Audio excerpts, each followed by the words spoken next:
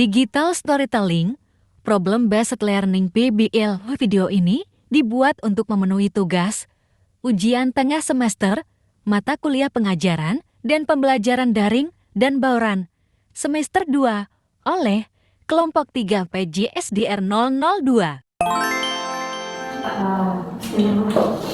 Assalamualaikum warahmatullahi wabarakatuh. Waalaikumsalam warahmatullahi wabarakatuh. Kami dari kelompok 3 akan membahas tentang problem based learning berdasarkan pengalaman di sekolah. Kemana saya akan memperkenalkan diri saya sendiri. Saya sebagai Wahyunia Rahmawati. Saya Nia Kurniawati. Saya Vanessa Saskenita. Saya Cici Afriani. Saya Harzia. Dan saya Nur Hasana. Oke, baiklah, saya akan menjelaskan apa itu problem based learning. Yang mana problem based learning itu adalah metode pembelajaran inovatif yang menghadirkan kreativitas dan kerjasama antar peserta didik dalam mencari masalah secara berkelompok. Jadi problem based learning itu adalah metode pembelajaran inovatif yang menempatkan peserta didik dalam proses pendidikan yang menghadirkan kerjasama yang kolaboratif untuk memecahkan masalah secara berkelompok.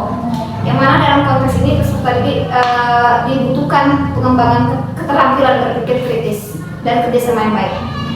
Untuk itulah sebuah pengalaman yang saya terapkan dalam sekolah, yaitu pada kelas 5 pelajaran bahasa Indonesia, yang mana dengan materi pengenalan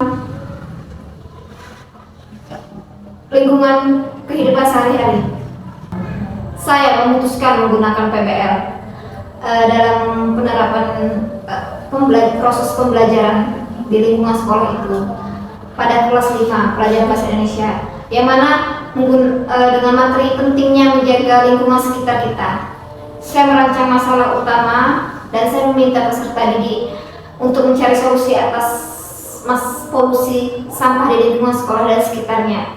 Saya memilih topik ini karena sangat relevan dengan kehidupan sehari-hari dan konteks pelajaran yang terkait dengan lingkungan sekitar mereka sendiri dan memotivasi mereka agar mereka tergugah hatinya untuk belajar tentang kebersihan.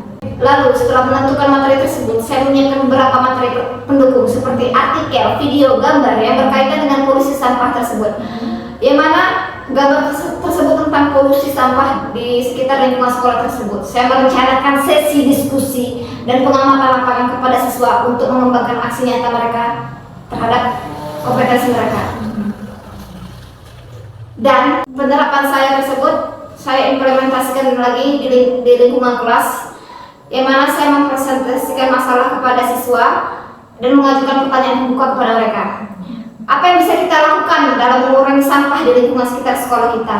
Lalu peserta didik itu dibagi menjadi beberapa kelompok kecil, yang mana mereka bisa berdiskusi dan mengidentifikasi masalah tersebut. Saya berperan sebagai fasilitator yang mana memberi panduan dan bimbingan serta arahan dan mendorong mereka agar mereka peserta didik aktif bertanya dan mencari informasi terkait permasalahan tersebut, yang mana ada dua bagian, observasi dan wawancara. Observasi di sekitar sekolah untuk mendokumentasikan jenis sampah yang sering ditemukan, lalu mereka bisa menginterview petugas kebersihan yang ada di sekolah tersebut untuk menggali secara dalam informasi yang ada.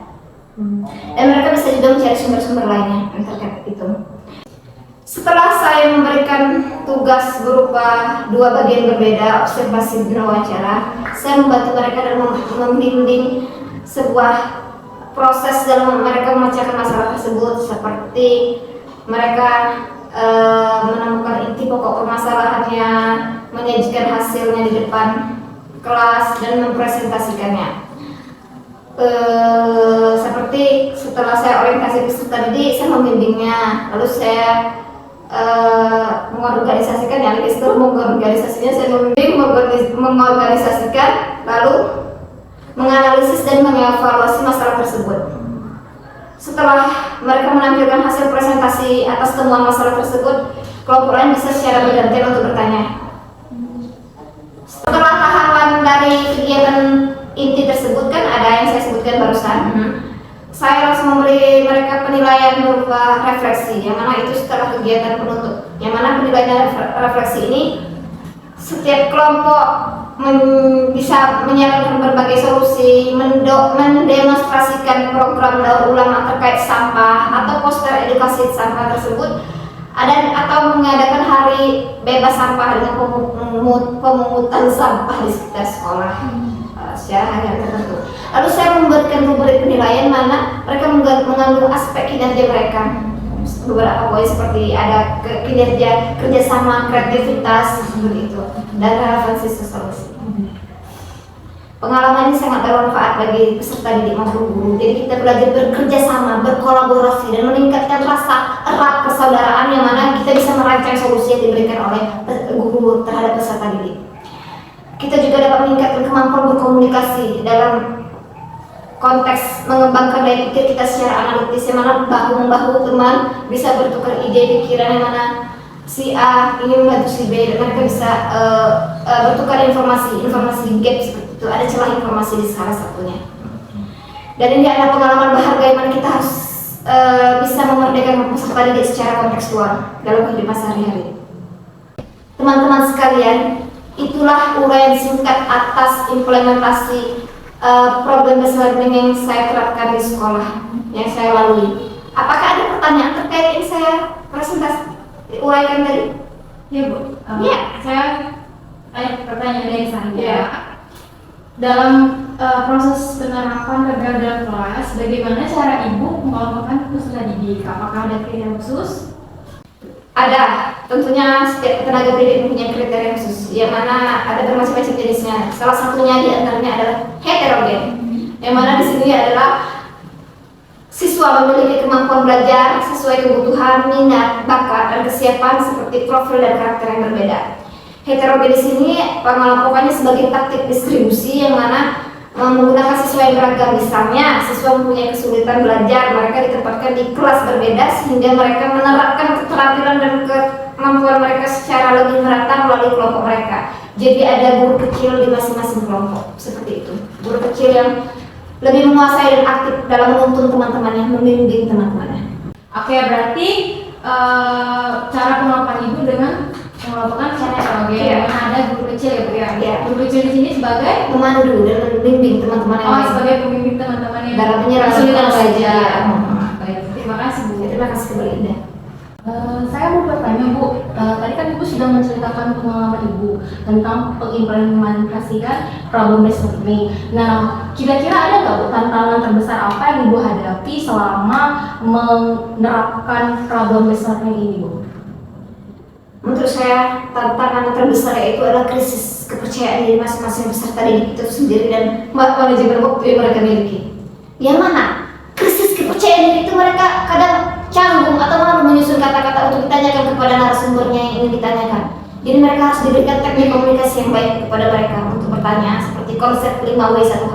Apa, kapan, mengapa, di mana, siapa, dan 5W1H itu seperti itu konsep dari segi teknik komunikasi dan dalam bertanya, dan satu lagi teknik manajemen waktu. Bagaimana siswa terlalu fokus pada satu aspek masalah dan melupakan aspek yang lainnya. Jadi mereka seperti mengulur, menarik waktu yang ada, dan mereka perlu diingatkan lagi untuk tetap mengikuti rencana dan bagi tugas dengan secara efektif agar efisiennya berjalan lancar. Oh, jadi Ibu melalui dua tantangan tadi. Yang pertama berarti tantangannya itu krisis kepercayaan diri. Iya. Lalu yang kedua tadi manajemen waktu. Iya. Ya. Oke, terima kasih Sasa. Oke, siapa yang ingin melanjutkan lagi? Boleh sih kalau misalnya pertanyaan dari saya, apa sih sumber daya yang diperlukan atau yang dibutuhkan atau yang disiapkan untuk mendukung dalam suatu pembelajaran yang berdasarkan Ibu lagi berdasarkan pengalaman? Sumber daya belajar yang pernah saya terapkan, pernah saya gunakan di kelas adalah seperti menggunakan LCD, proyektor, smartphone, infocus, dan speaker. Jadi Iya. berupa yang media Teknologi. Teknologi. Ya, teknologi sangat dibutuhkan dalam pengajaran yang berbasis di abad ke-21 ini. Oke, terima kasih. Ya. Nah, sini saya juga ingin bertanya Bu, kan Ibu telah menerapkan strategi PBL ini. Nah, saya ingin menanyakan itu apa kemampuan yang akan diperoleh oleh peserta didik ini ketika telah menerapkan strategi PBL ini atau problem based learning ini Bu? Oke, saya akan menjawab. Tentunya mereka dapat memecahkan masalah secara berpikir kritis, mereka meningkatkan kemampuan berkomunikasi antar teman sejawatnya, dan mereka dapat memecahkan masalah dan menyusun pengetahuannya itu secara terstruktur melewati proses pemecahan masalah dengan diskusi kelompok tersebut. Yang mana secara garis besar itu menumbuhkan keaktifan masing-masing peserta didik agar tidak terjadinya benturan komunikasi, yang mana mereka harus saling menghormati. Jika teman yang satu bertanya, teman yang satu lagi harap dia mendengarkan lalu berusaha secara bergantian, jadi tidak ada terjadinya benturan komunikasi atau gesekan informasi di antara mereka.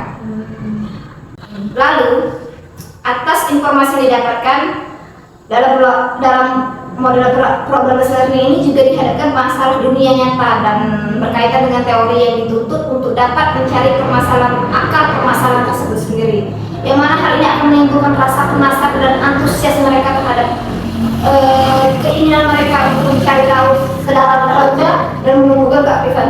Nah berarti Bu, jadi peserta didik itu dituntut untuk berarti kemampuannya untuk dari satu masalah itu harus berpikir kritis. Itu berarti yang diutamakan Bu, untuk kemampuannya peserta didik itu. Iya, benar sekali Zizi. Jadi peserta didik butuh berpikir kritis itu. Tentunya saya tetap mempertahankan dari penggunaan model program based learning tersebut. Karena apa? Untuk mendorong keterampilan mereka dalam mengasah kemampuan komunikasi, meningkatkan motivasi mereka, dan meningkatkan kerjasama dalam proses belajar mereka. Jadi mereka tidak hanya belajar tentang memahami materi saja, tetapi juga mempersiapkan mereka untuk tantangan di dunia nyata. Oke, baik. Jadi walaupun berdasarkan pengalaman Ibu tadi banyak tantangan yang Ibu hadapi, namun ternyata PBL ini memiliki banyak manfaat bagi pembelajaran, khususnya untuk kemampuan peserta didik, seperti itu ya. Ya, benar Jadi sih. Ibu akan tetap menggunakannya Ya, pembelajaran selanjutnya. oke, baik. Terima kasih kembali. Jadi kesimpulannya teman-teman, penggunaan program based learning tersebut selain mempunyai berbagai manfaat yang signifikan bagi peserta didik, juga memungkinkan kita sebagai tenaga pendidik untuk memandu mereka dalam hal memecahkan masalah, dan mereka juga bisa mempelajari materi secara mendalam dan mengembangkan keterampilan mereka sendiri dalam dunia sekitar mereka, kolaborasi, kritis, komunikasi. Jadi secara keseluruhan PBL memberikan pengalaman pembelajaran yang berharga, yang beragam dalam era pendidikan abad ke-21 ini, yang mana mempersiapkan mereka menghadapi tantangan di dunia nyata. Dengan demikian, ini termasuk kategori model pembelajaran yang sangat efektif. Baiklah teman-teman, itulah sesi sharing tanya jawab kita hari ini atas problem based learning, penerapan problem based learning yang sudah saya tempuh selama ini. Sekian, terima kasih. Kalau saya itu mau membantu,